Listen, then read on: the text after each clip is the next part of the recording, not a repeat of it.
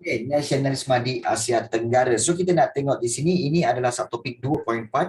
Okey, perkembangan nasionalisme di Asia Tenggara. Baik. Kita kena tahu nasionalisme di Asia Tenggara ni sebenarnya akibat daripada gerakan untuk membebaskan diri daripada penjajahan. Okey, penjajahan kuasa barat.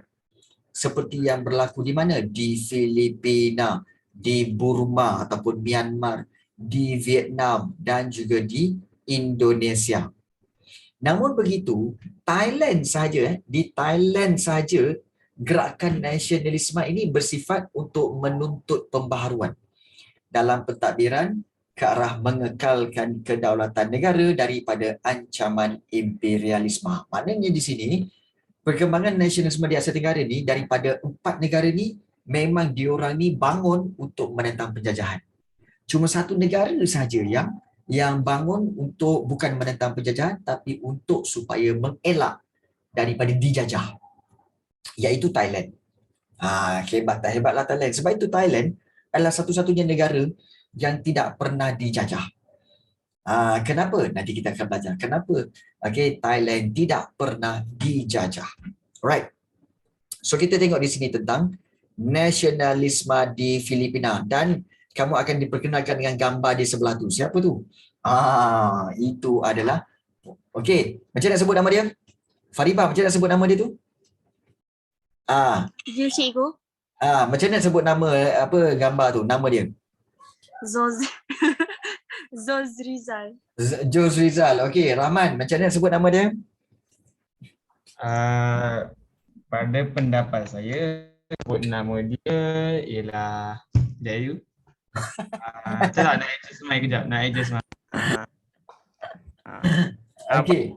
Saya rasa sebutan ni lah Yoshi pula. Yose Rizal. Yose Rizal. Okey, baik. Yang lain-lain nak cuba? Saya tahu. Yose Rizal juga. Saya yakin Yose Rizal. Yose Rizal okey, siapa? Saya cuba Okey, siapa? Aras. Jose Rizal. Okey, hampir. Okey. Jose Rizal. Iyalah tu. Cikgu, Aras. try lagi sekali cikgu. Apa dia? Jose Rizal. Okey, baik. Nama dia ni sebenarnya adalah nama gabungan nama orang tempatan dan juga orang Sepanyol. Sebab Filipina ni dah lama dijajah oleh Sepanyol. Jadi, untuk menyebut nama dia ni sebenarnya bukan Jos Rizal ke, ataupun Jus Rizal ke. Nama dia ialah J tu kena silent. J dia kena silent, iaitu Jose Rizal. Sebutan dia ialah Jose Rizal. Jadi betul lah tadi. Betul lah, tak ada kata salah pun. Okey. Lancar cikgu. Apa fungsi J tu cikgu? Apa fungsi apa? Apa fungsi huruf J? Adakah yang sebagai hiasan? Dia samalah macam bahasa Inggeris. Kalau bahasa Inggeris macam ni kan. Jadi kamu akan tertanya macam sebutan dia? Sebutan dia ialah our kan. Dia tak sebut our kan. H tu dia silent. Macam tu lah. Jadi jangan tanya apa fungsi H tu. Dah memang itu ejaan dia nak buat macam mana. Kan? Baik. So kalau kita lihat di sini, tentang nasionalisme di Filipina ini sebenarnya muncul untuk menghapuskan penjajahan asing. Dan antara tokoh yang terkenal dalam melakukan perjuangan ini adalah seperti Jose Rizal, kemudian Andres Bonifacio dan juga Emilio Aguinaldo. 3 orang ni lah. Dan nasionalisme di peringkat awal ini dia berbentuk gerakan propaganda yang dipimpin oleh Jose Rizal ini. Dan gerakan ini apa yang dituntut? Dia tuntut supaya Filipina dijadikan sebahagian daripada wilayah Sepanyol. Macam mana Filipina nak jadi sebahagian daripada wilayah Sepanyol? Filipina dengan Sepanyol sikit punya jauh dia. Sepanyol tu dekat barat, dekat Europe sana kan. Filipina dekat belah Asia Tenggara. Macam mana nak jadi sebahagian daripada wilayah Sepanyol? Dan satu lagi, dia menuntut untuk memang menuntut mempunyai hak yang sama seperti bangsa Sepanyol. Memang kalau kamu tengok sekali Mas, muka Jose Rizal ni macam muka orang Melayu. Sebab, kamu kena tahu, orang memang Melayu pun, orang-orang Filipina, memang berasal daripada orang Melayu. Betul? Memang sebenarnya Filipina ni sebenarnya adalah, kebanyakannya adalah kaum Melayu. Dan sebab itu, siapa tahu ibu negara Filipina? Apa nama ibu negara Filipina? Manila. Manila kan? Manila lah. Hanoi mana? Manila. Manila ni sebenarnya nama penuh dia sebenarnya adalah Amanillah. Bandar tu sebenarnya nama dia Amanillah, iaitu aman dengan Tuhan. Aman dengan Tuhan, dia bahasa Arab sebenarnya. Tetapi apabila Filipina dijajah oleh Sepanyol, maka nama itu ditukar menjadi Manila. Dan ini tidak ada kaitan dengan mana-mana Manilakat. Tak ada kaitannya dengan mana-mana Manilakat, tak ada. Jadi inilah sebenarnya yang berlaku.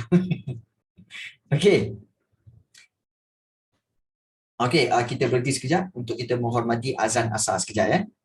2 minit. Nama dia Kapul Rizal. Ya. Sambung ya. Baik. Gerakan ini menuntut dua perkara di Filipina, iaitu Filipina dijadikan sebahagian daripada wilayah Sepanyol, satu, dan juga rakyat Filipina memiliki hak yang sama seperti bangsa Sepanyol, ada dua. Lalu Rizal menubuhkan Liga Filipina. Bila sebut Liga Filipina, jangan kau terbayangkan main bola sepak. Ini bukan Liga bola sepak bang. Ini Liga Filipina ni adalah kita kata sebagai pertubuhan politik untuk mendesak kerajaan Sepanyol melakukan perubahan dari sudut politik, ekonomi dan sosial di Filipina. Namun, gerakan propaganda ini gagal. Gagal Malah sebenarnya kalau kamu nak tahu Jose Rizal ini telah ditangkap, dipenjarakan. Malah dan akhirnya dihukum bunuh. Kerana apa? Kerana cuba menentang kerajaan Sepanyol. So sebab itu gerakan propaganda ini gagal. Dan ini mencetuskan idea nasionalisme yang lebih radikal, iaitu agresif. Bonifacio pula telah menubuhkan Katipunan. Kalau tanya Katipunan tu apa? Katipunan ni adalah salah satu daripada parti politik untuk berusaha memperoleh kemerdekaan Filipina melalui cara revolusi. Maknanya perubahan secara besar-besaran. Revolusi ini maknanya meminta perubahan secara besar-besaran. Dan Katipunan ni adalah gerakan revolusioner yang menggunakan akhbar Kalayan. Ada nama akhbar akhbar, surat khabar, Kalayan, untuk sebarkan idea revolusi kepada rakyat Filipina. Dan Bonifacio dan Aguinaldo ini telah memimpin Katipunan melancarkan revolusi Filipina pada tahun 1896 untuk menyingkirkan pemerintahan Sepanyol, tetapi juga gagal. Kemudian Aguinaldo ni dia bijak sikit tau. Aguinaldo ini kemudiannya bekerjasama dengan Amerika Syarikat. Bekerjasama dengan Amerika Syarikat, dan dengan kerjasama itu maka mereka berjaya mengusir Sepanyol daripada Filipina. So bila berjaya mengusir Sepanyol daripada Filipina, so ingatkan, kita dah merdeka. Rupa-rupanya namun begitu, perisytiharan kemerdekaan Filipina oleh Aguinaldo ini pada tahun 1899 tidak diiktiraf. Tidak diiktiraf oleh Amerika Syarikat. Sebaliknya, Filipina telah diletakkan pula di bawah penguasaan Amerika Syarikat. Ini dah macam kes apa? Dah macam kes apa yang berlaku di Pulau Pinang, Okey, kena kelentong lah, betul. Ibarat peribahasa apa? Okey, okey, keluar mulut buaya, masuk mulut harimau. Kena kelentong pula dengan Amerika Syarikat. Amerika Syarikat pula take over Filipina. Kena ketuk 2 kali. Jadi, so di bawah penjajahan Amerika Syarikat pula kan, golongan nasionalis ini okey, kali ini mengubah strategi perjuangan mereka dengan menggunakan saluran diplomasi. Maknanya menggunakan saluran parti politik yang sederhana. So dengan pendekatan kerjasama dengan Amerika Syarikat apa semua, membolehkan Sergio Osmena iaitu salah seorang pemimpin parti nasionalis dilantik menganggotai Dewan Perhimpunan Filipina, dan gerakan menuntut kemerdekaan ini diteruskan oleh golongan nasionalis sehinggalah Perang Dunia Kedua. Maksudnya di sini apa tahu? Maksudnya di sini, okey, bermula dengan Jose Rizal dan juga gerakan propaganda, diteruskan pula oleh Andres Bonifacio, okey, melalui Katipunan, okey, dengan akhbar Kalayan. Kemudian diteruskan pula dengan Bonifacio, okey, namun begitu, okey, akhirnya Aguinaldo berjaya mengusir Sepanyol dengan kerjasama Amerika, namun rupa-rupanya tidak berjaya sebab Filipina di bawah Amerika pula. Kemudian mereka berjuang juga tetapi menerusi cara yang lebih berdiplomasi, dan akhirnya Sergio Osmena berjaya meneruskan tuntutan kemerdekaan mereka sampailah ke Perang Dunia Kedua. Kalau tak salah cikgu skor Filipina mereka back to 1940 something 1945 46 macam itulah kalau tak silap cikgu. Okey, tentang Filipina yang merdeka. Maknanya Filipina merdeka lebih awal lah daripada tanah Melayu. Okey. So itu yang berlaku di Filipina. So di Filipina ini, okey, so antara nama-nama yang kamu kena ingat seperti Andres Bonifacio, Jose Rizal, kemudian juga Emilio Aguinaldo dan juga Sergio Osmena. Sergio Osmena itu nasionalisme di Filipina. Diorang berjuang untuk menentang siapa? Spanyol dan juga menentang Amerika. Jadi kalau ikutkan inilah yang berlaku kepada Filipina. Baik. Bagaimana dengan Burma? Okey. Burma dulu dipanggil Burma. Sekarang ini dipanggil Myanmar. Kalau kamu jumpa dekat luar tu, oh ni ada orang Myanmar ni, mak kamu cakap, ayah kamu cakap kan, oh dia orang ni orang Myanmar. Maknanya dia ni adalah dulu Myanmar itu dipanggil sebagai Burma. Burmese. Burma lah sebenarnya, Burma Dan nasionalisme di Burma ialah satu manifestasi ataupun satu kita kata sebagai usaha-usaha perjuangan beberapa golongan iaitu golongan kelas menengah, juga golongan Sami Buddha iaitu yang dipanggil Pongyi, dan juga golongan Takin iaitu Siswaza University, dan golongan-golongan petani yang mereka cuba untuk menentang imperialisme British. Maksudnya di sini Burma sebenarnya telah dijajah oleh British.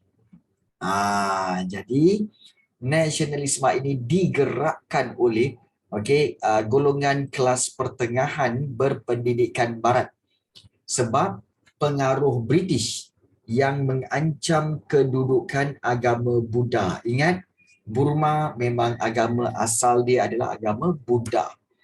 Jadi mereka tengok bahawa pendidikan barat, pengaruh British ini mengancam kedudukan agama Buddha. Jadi mereka menubuhkan Persatuan Belia Buddha pada tahun 1906 untuk mengekalkan tradisi Buddha itu, mengekalkan pendidikan dan kebudayaan Burma. Persatuan tersebut juga menggunakan isu kasut untuk membangkitkan nasionalisme. Isu kasut, apa itu isu kasut? Isu kasut tu yang ini. Isu kasut. Okay. Perbuatan orang British yang memakai kasut semasa memasuki kuil Buddha. Dan perbuatan ini dianggap mencemari kesucian agama Buddha. So, ini yang dikatakan sebagai isu kasut. Okay. Of course lah dia orang marah pasal apa? Pasal kuil-kuil mereka, rumah-rumah suci mereka. British masuk, okay, pakai selipar atau pakai kasut masuk, tak buka. Kamu rasa? Kan? Bayangkan kalau rumah kamu sendiri, British masuk, tak buka kasut. Kamu rasa? British typical sangat. Memang. Kan? Dia ingat dia pergi mana-mana tu dia bertamadun lah. Jadi itu British sebenarnya masalah betul ni. Dengan Burma pun dia buat hal. Jadi ini telah membangkitkan nasionalisme. Selepas diambil alih oleh pemimpin yang lebih radikal seperti Yu Bapa ini, maka persatuan itu dinamakan pula sebagai Majlis Persatuan Kesatuan Burma. Okay. Dan kali ini isu yang berkaitan dengan bangsa Burma mula diperjuangkan. Dan menjelang tahun 1920, revolusi pelajar menuntut penubuhan universiti untuk mereka. Golongan Sami Buddha pula menubuhkan Majlis Sangha Samegi. Majlis Sangha Samegi dan mencetuskan pemberontakan Sayasan. Pemberontak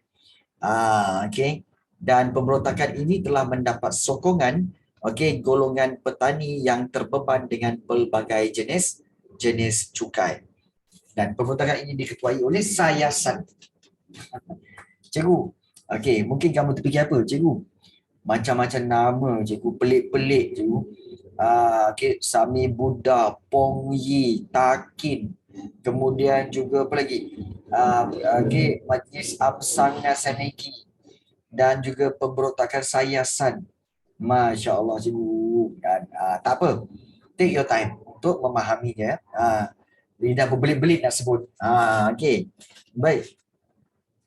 Perkembangan nasionalisme berikutnya dipengaruhi oleh pengenalan Perlembagaan Burma 1935, iaitu pada 1935 Burma dipisahkan dengan India.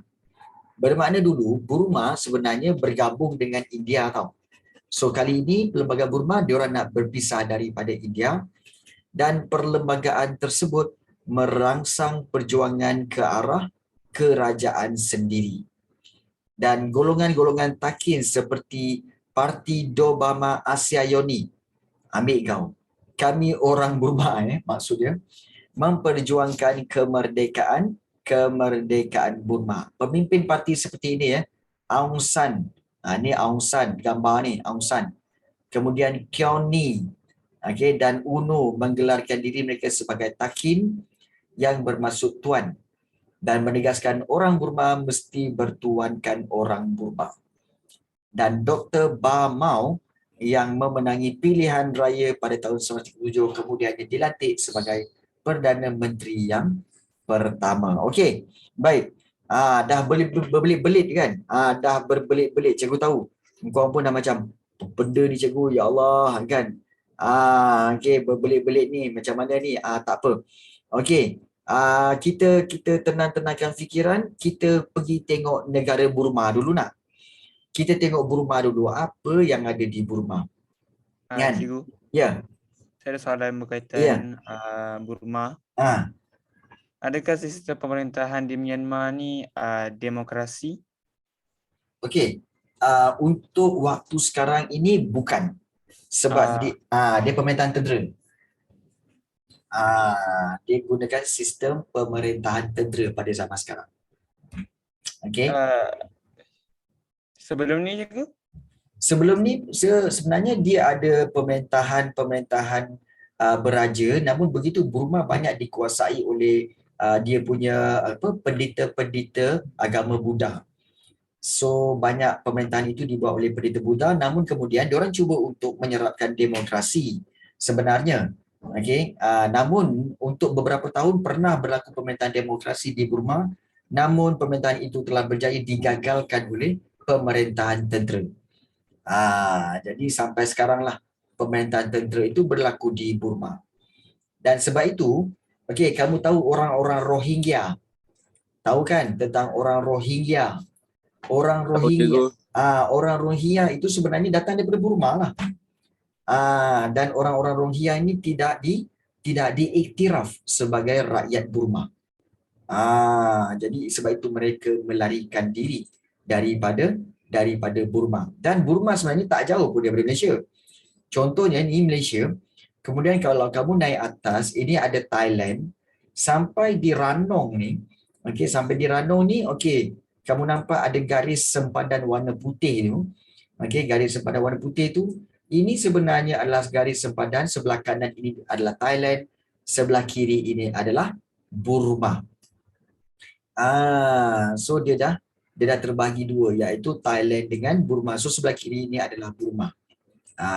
Dan Burma ini memang sebuah negara yang berbukit bukau, okey, dan dia bawa naik ke atas memang besar. Okey. Dan ibu negara dia kat mana cikgu? Ibu negara dia dekat iaitu Yangon. Ini Yangon. Okey, inilah dia. Okey, kita kata sebagai Burma ataupun Myanmar. Okey, nampak tak? Myanmar, Burma besar kot. Memang besar. Cuma okey, kalau kita lihat di sini, Burma ini dia punya besar gila. Dan juga dia sebenarnya, okey, ibu negara dia adalah di Yangon. Okey, di tempat pertemuan di antara dua sungai yang besar ini. So Yangon ini adalah sebuah bandar, kita kata sebagai bandar ibu negara. Okey, bagi Burma. Dan bagaimana repair bentuknya ni? Ada cadangan untuk turun tak? Ada tak cadangan untuk kita turun? Berminat tak untuk kita turun? Kan? Jom kita turun, kita tengok apa yang ada di sana. Bagaimana keadaan repair dia, ya. Kita tak pernah naik flight kan pergi ke Myanmar, so kita tengok macam mana repair dia. Myanmar ni okey. Dia tak adalah maju mana. Okey, macam mana kita nak tahu negara tu maju atau tidak? Kita boleh tengok daripada segi ada banyak tak bangunan tinggi. Kalau dia tak ada banyak bangunan tinggi seperti bangunan-bangunan biasa-biasa je, maknanya dia masih lagi belum mengalami kemajuan. So kalau kita nampak bangunan-bangunan sini semua masih lagi rendah-rendah lah. Jadi kita boleh assume bahawa dia belum lagi maju. Atau mungkin kita boleh pergi ke tempat yang lebih maju lagi, tapi dia ada stadium lah. Dia ada stadium tau. Okey. Dan ini kawasan-kawasan. Tulisan Burma tu macam mana cikgu? Kau jangan tanya cikgu. Cikgu tak tahu macam mana nak baca tulisan Burma tu. Kan? Berpusing-pusing ni. Tak reti nak tengok macam mana dah. Okey. Okey. Inilah dia. Okey. Kawasan di Burma. Okey. Okey. Dia masih lagi wujud orang-orang yang pakai kain berjalan ke sana kemari. Sebab ni macam mana nak baca ni? Ni macam mana nak baca ni? Kau jangan tanya cikgu macam mana nak baca. Pelik benar dia punya bentuk tulisan ini kan. Okey, baik. Tapi kalau ada mana-mana pelajar yang boleh membaca tu, sila bagi tahu ya. Baca tulisan Burma tu. Nampak sangat dia bukan orang Malaysia. Nampak sangat dia orang Burma. Okey. Dia ada juga kawasan yang cantik-cantik seperti Pagoda Viewpoint ni. Okey. So ini kawasan di Yangon, iaitu di Burma. Dia ada tasik. Cantik juga sebenarnya. Okey. Ada pula seekor kat sini. Okey. Ni siapa punya ni? Ambil. Bawa balik orang nak berjalan dia pun nak ikut. Okey. F tengkorak kau. Okey. So, well, kesimpulannya cuaca di sana lebih macam kita. Cuma negara Burma ni dia memang negara Buddha, agama rasmi Buddha, sebab tu dia banyak kuil-kuil, temple-temple seperti ini temple-temple seperti ini. Oi Sani, kau kenapa Sani? Kan? Bunyi pintu semua keluar kau ni. Kau. Okey. Udah kenapa kau ni? Lain macam seramnya ni. Dia orang semua dah seram dah. Kan? Nak menangis tu Faribah nangis dah dulu. Faribah dah nangis dah. Tak tahu kau Turn on cam bila cikgu? Tak turn on ke? ya, kau onkan mic je tu. Alhamdulillah. Alhamdulillah. Okey, dia tutup. Okey. Cikgu tak perlu tahu cikgu. Okey. Cikgu pun tak nak tahu. Kan? Okey. Saya terlepas apa cikgu? Pasal apa tak ada apa. Okey. Baik. So ini adalah kita kata kawasan di Burma. Okey, iaitu di Myanmar. So Burma nama asal dia Burma tapi kemudian ditukar kepada nama Myanmar. Itu di kawasan bandar. Manakala di kawasan lain-lain kebanyakannya negara ini adalah kawasan pertanian. Okey, kawasan yang banyak kawasan pertanian. So ini adalah contoh-contoh kawasan-kawasan pertanian yang banyak. Dan pertanian apa yang banyak di sini? Iaitu pertanian padi. Memang banyak padi lah. So pertanian padi itu memang banyak dilakukan di kawasan-kawasan di kawasan di sini. So kita tengok banyak ke padi kat sini. Okey. Nak tengok jap. Rasanya tak pernah lagi. Okey. Uish. Cikgu. Adakah Burma pernah seperti di Malaysia kita mempunyai tentera raja kan cikgu? Adakah Burma juga mempunyai tentera beraja yang setia dengan rajanya? Okey, kalau mengikutkan dalam sejarah tu agak sedikit maklumat tentang Burma ini. Namun begitu dikatakan bahawa Burma pernah ada kerajaan yang beraja. Okey, sebab apa? Ini dibuktikan dengan Burma selalu berperang dengan Siam. Okey, dan kerajaan Burma tu memang ada rajanya dan rajanya selalu kerajaan Burma selalu berperang dengan Siam dan sudah tentulah bila berperang adanya dia punya tentera Burma. So agak sedikit maklumat tentang Burma ni. Dan oleh kerana apa? Kerana mungkin faktor bahasa dan juga faktor yang sejarah banyak kita kata diselitkan dengan unsur-unsur agama Buddha.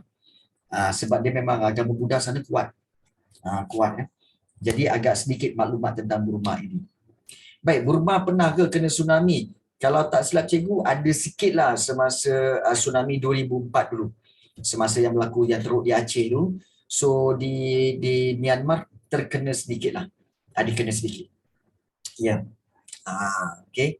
Baik.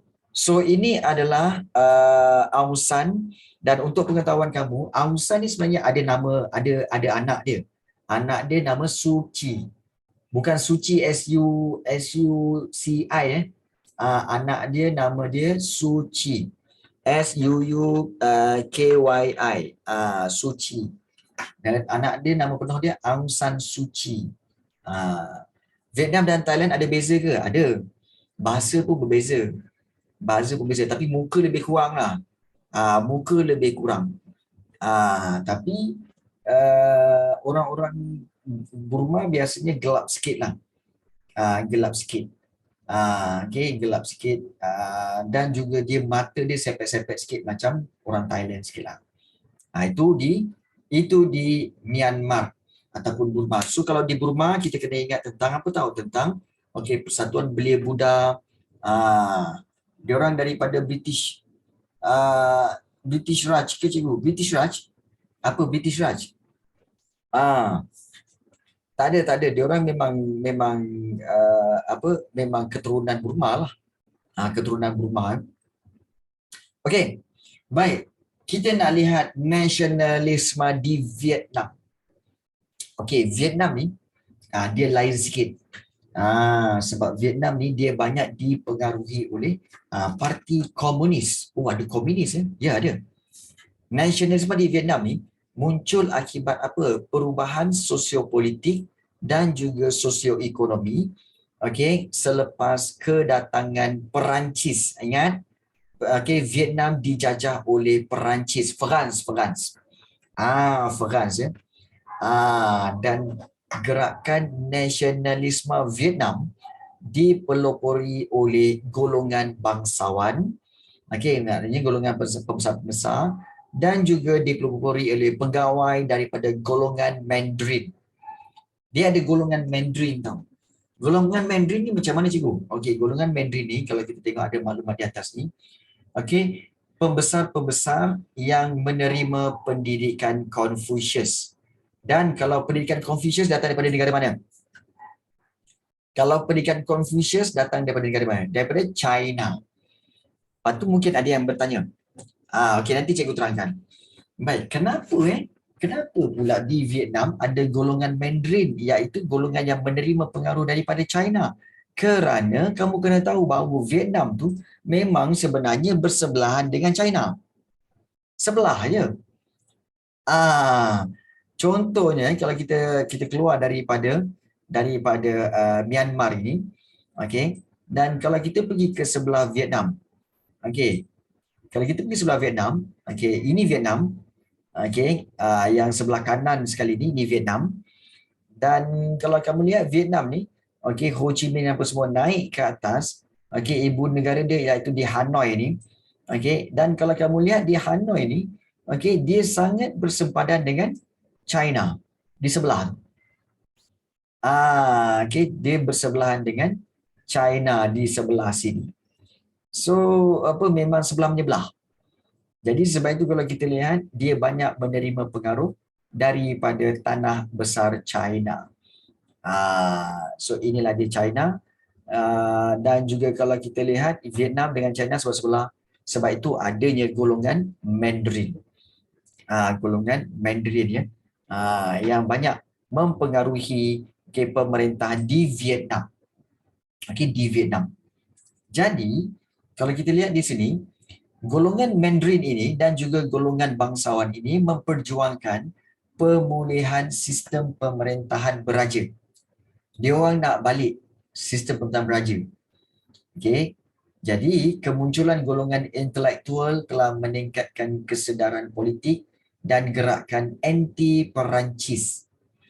Jadi nasionalisme Vietnam, okey, orang-orang yang memperjuangkan semangat nasionalisme Vietnam ini telah menyalurkan semangat nasionalisme itu melalui akhbar seperti Tribune Indische dan juga Clocher Filet yang mengkritik penindasan Perancis dan menuntut hak rakyat Vietnam.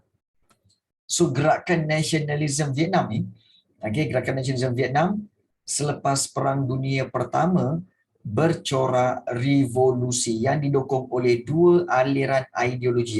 Take note benda ni. Okey, Vietnam ni ada dua aliran ideologi iaitu nasionalisme dan juga komunisme. Dan parti utama aliran nasionalisme ini ialah Vietnam Quoc Dang Dang. Ambil kau. Parti utama aliran nasionalisme iaitu Vietnam Quoc Dang Dang. VNQDD. Dan ataupun Parti Nasionalis Vietnam pimpinan Nguyen Tai Hoc. Manakala golongan komunis pula diterajui oleh Parti Komunis Vietnam yang di bawah pimpinan Ho Chi Minh. Ho Chi Minh. Dan okey, kalau kita lihat, cikgu, Ho Chi Minh ni nama orang ke? Ho Chi Minh nama orang. Dan dia juga nama bandar. Dia juga nama bandar. Iaitu kalau kamu lihat di sini, perasan tak? Okey, cikgu zoom kat Vietnam ya. Okey, kalau kamu perhatikan betul-betul Vietnam ni ada dua bandar utama yang terkenal, iaitu Hanoi Okey, di sini. Dan juga satu lagi iaitu di bawah ini, Ho Chi Minh. So mungkin ada yang bertanya, cikgu, kenapa dia ada dua bandar yang terkenal? Kerana dulu Hanoi ini di bawah Vietnam Utara. North Vietnam ni Vietnam Utara dan Ho Chi Minh adalah Vietnam Selatan. Okey, Vietnam Selatan. Dan dulu Vietnam terpisah kepada dua, iaitu dia ada Vietnam Utara dan Vietnam Selatan. So Vietnam tu dipotong kat sini. Okey, dia potong kat sinilah. Okey, so Vietnam ini yang bahagian atas Vietnam Utara, bawah Vietnam Selatan. Yang Vietnam Utara ni sebenarnya di bawah pemerintahan komunis, manakala Vietnam Selatan itu di bawah pimpinan demokrasi, iaitu di bawah pimpinan Amerika Syarikat. Dia samalah kes macam apa? Macam satu lagi negara yang korang suka dengar, iaitu negara apa? Korea. Nampak ni? Dia macam ni lah dulu. Okay? Dia ada North Korea, dia ada South Korea. Bagi tempat yang lain warna putih. Memang boleh dibagi. Okay? Boleh dibagi dengan tempat yang lain warna putih sebab biasanya dia ikut kawasan sempadan. Macam ni kan? Ini kawasan sempadan di antara Korea Utara dengan Korea Selatan. So dia akan bahagikan sempadan itu. Nampak tak line putih tu? Line putih itu dah kawasan yang dipersetujui lah. Dan biasanya line itu adalah satu kawasan pergunungan. Yang mana orang susah nak rentas lah. Susah nak larikan diri, susah nak rentas. Dan garisan ini akan dijaga oleh ahli ataupun jaga oleh tentera-tentera. Tentera-tentera dia berjaga kat sini ya. Tentera berjaga kat sini. So ini line sempadan antara Korea Utara dengan Korea Selatan. Nampak tak? Nampak so ini kita kata sebagai samalah macam yang berlaku di Vietnam. Yang berlaku di Vietnam dulu ada Korea Utara dan Korea Selatan. So tu Korea Utara, Korea Selatan. North Korea, best Korea. Okey. Baik. Yang ini so ada dua, Hanoi dan juga Ho Chi Minh. Dan ada yang bertanya, cikgu, obvious macam mana dia orang bahagikan kawasan ni ikut line putih ni kan? Kebiasaannya line putih ni sempadan yang ada pagar, kadang-kadang ada pagar, kadang-kadang ada dia punya tentera-tentera yang berkawal di sepanjang sempadan itu. Macam negara kita lah. Nampak tak negara kita dengan Thailand ni? Kan ada sempadan ni kan? Cuba kamu tengok sempadan ni. Okey, adakah garisan sempadan ini mengikut dia punya garisan suka-suka hati? Tidak. Dia sebenarnya akan lihat biasanya dia melalui sungai. Contoh macam ni kan. Kamu tengok di Kelantan. Kalau sungai ni, kalau kita lihat, nampak tak? Sungai Golok ini menjadi sempadan antara Malaysia dengan Thailand. So ini dipanggil sempadan Sungai Golok. So dia ikut line sempadan, line sungai itu ya. Baik. Ada yang tanya, Vietnam ke Myanmar lagi kuat? Susah untuk cakap. Sebenarnya dia kena tengok daripada sudut apa. Kuat daripada sudut apa. Ketenteraan ke ataupun ekonomi ke. Kalau daripada sudut ekonomi memang Vietnam lebih kuat. Sebab banyak kilang-kilang dan syarikat-syarikat yang terkenal seperti Adidas dan sebagainya, mereka telah membuka kilang di Vietnam sebab lebih murah. Lebih murah. Baik.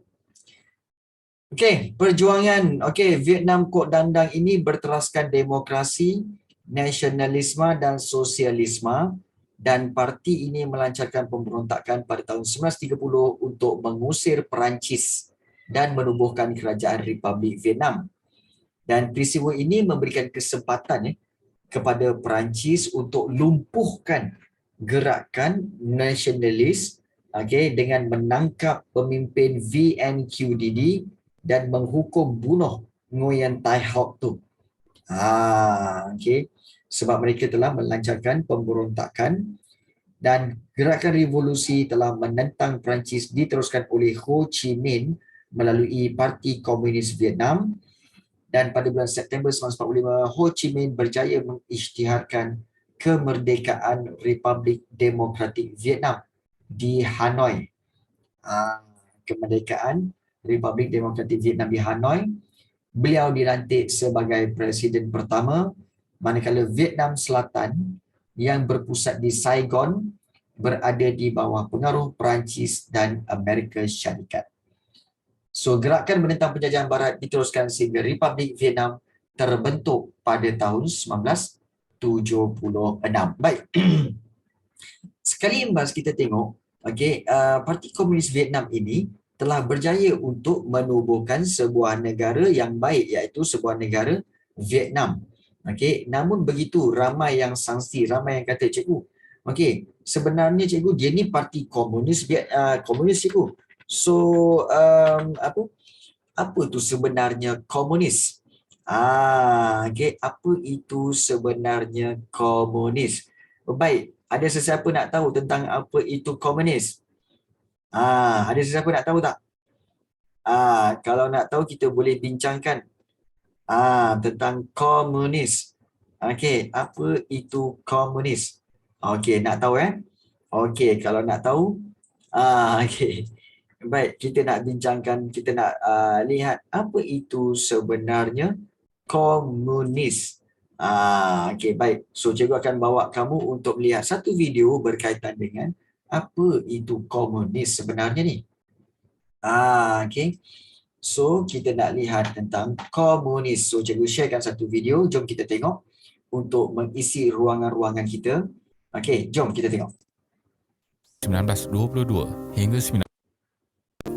Negara-negara komunis boleh ditemui di Eropah Timur, Asia dan Afrika. Negara-negara komunis yang lain seperti Jerman Timur yang dahulunya negara naungan USSR, di mana negara ini memainkan peranan yang penting semasa Perang Dingin, sudah tidak wujud lagi. Komunisme adalah salah satu sistem politik dan ekonomi.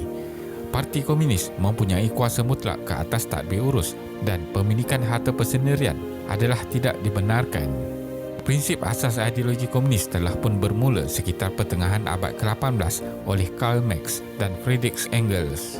Walaupun begitu, negara komunis hanya muncul pada tahun 1917 ketika Revolusi Rusia. Perkara ini telah membawa kelahiran Kesatuan Soviet. Namun begitu, menjelang abad ke-20, demokrasi telah menggantikan komunisme sebagai ideologi politik dan ekonomi yang dominan.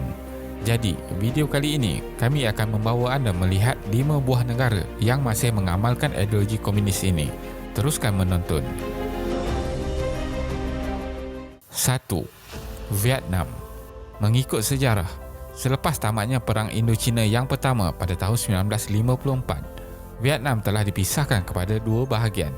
Bahagian Vietnam di sebelah utara adalah beraliran komunis dan disokong oleh Soviet, manakala sebelah selatan pula beraliran demokratik dan disokong oleh Amerika Syarikat.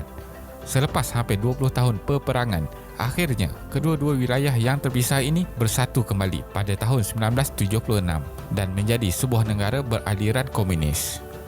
Vietnam telah pun membuka pintu dalam pasaran ekonomi dunia hingga beberapa prinsip sosialisme telah pun digantikan kepada kapitalisme. Hubungan Vietnam dan Amerika Syarikat dilihat sedikit baik semasa di bawah pentadbiran Bill Clinton pada tahun 1995. 2. Korea Utara. Negara Korea yang dijajah oleh Jepun semasa Perang Dunia Kedua ini juga telah terpisah kepada dua wilayah. Korea di bahagian utara dikuasai oleh Rusia, manakala di bahagian selatan dikuasai oleh Amerika Syarikat. Perpisahan ini terus kekal hingga hari ini. Korea Utara mula menjadi sebuah negara komunis pada tahun 1948 setelah Korea Selatan mengisytiharkan kemerdekaannya dan mendapat kedaulatan sendiri. Pemimpin komunis Korea Utara, Kim Il-sung, telah diangkat menjadi pemimpin negara baru komunis ini dan disokong oleh Rusia. Yang menariknya, kerajaan Korea Utara tidak pernah menganggap pemerintahannya sebagai aliran komunisme, tetapi seluruh dunia beranggapan sebaliknya. Pada tahun 2009, perlembagaan Korea telah digubal dan semua ideologi Marxisme dan Leninisme yang menjadi asas kepada komunisme dihapuskan. 3. Laos. Pada tahun 1975, Laos mula menjadi negara komunis selepas satu revolusi yang disokong kuat oleh Vietnam dan Kesatuan Soviet. Kerajaan monarki itu ditadbir urus oleh pasukan tentera yang berasaskan ideologi Marxisme. Pada tahun 1988, negara itu mula membenarkan beberapa jenis pemilikan persendirian dan telah menyertai pertubuhan perdagangan dunia pada tahun 2013. 4. Cuba. Pada tahun 1959, Fidel Castro telah memimpin satu revolusi yang menyebabkan kerajaan Cuba runtuh. Bermula tahun 1961, Cuba telah menjadi negara komunis dan mempunyai hubungan erat bersama Kesatuan Soviet. Pada masa yang sama, Amerika Syarikat telah menyekat segala bentuk perdagangan dengan Cuba. Apabila pemerintahan Soviet tumbang pada tahun 1991, Cuba terpaksa mencari sumber ekonomi yang baru serta subsidi kewangan daripada negara lain seperti China, Bolivia dan Venezuela. Pada tahun 2008, Fidel Castro telah melepaskan jawatan dan kemudiannya adik beliau, Raul Castro, mengambil alih pemerintahan Cuba. Semasa Amerika Syarikat ditadbir oleh Barack Obama, hubungan Cuba dan Amerika Syarikat dilihat agak baik, di mana beberapa sekatan telah dilonggarkan. Namun pada Jun 2017, Donald Trump telah mengetatkan kembali semua sekatan yang dikenakan terhadap Cuba. 5. China. Mao Zedong mula menguasai China sejak tahun 1949 lagi dan mengisytiharkan negara itu sebagai Republik Rakyat China, iaitu secara mudah sebuah negara komunis.